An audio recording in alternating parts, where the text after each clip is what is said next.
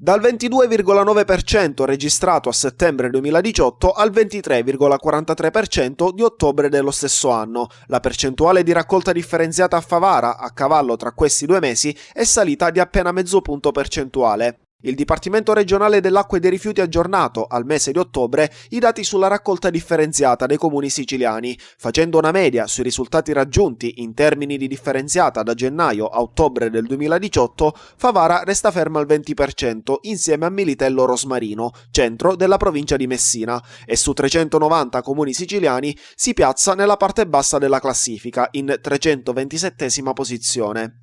Peggio della città dell'Agnello Pasquale, considerando solo i centri agrigentini, solo Lampedusa e Linosa, Palma di Montechiaro, Naro, Camastra e Licata. Come detto, da settembre a ottobre scorsi Favara ha fatto un piccolo passo in avanti in termini di raccolta differenziata. Meglio però dovrebbe registrare nei mesi di novembre e dicembre, non ancora pubblicati sul sito della regione, dove si è iniziato con la raccolta dell'umido. A fare il balzo maggiore, sempre tra i comuni agrigentini, è Cattolica Eraclea. Dal 60,8% registrato a settembre è salita fino all'84,35% in un solo mese. Un miglioramento netto superiore al 10% lo hanno registrato anche Ioppolo Giancaxio, Villafranca Sicula e Ravanusa. Il capoluogo agrigentino si mantiene stabile, a settembre la differenziata aveva raggiunto il 64,6%, a ottobre il 65,88%.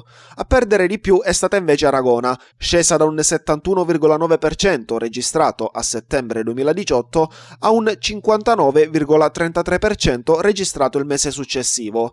In generale, dall'inizio del 2018 all'ottobre scorso, la raccolta differenziata in Sicilia è salita dal 24,6% al 34,8%, oltre 10 punti percentuali in più in appena 10 mesi. Il picco l'isola lo ha comunque raggiunto a settembre, quando ha toccato quota 35,4%.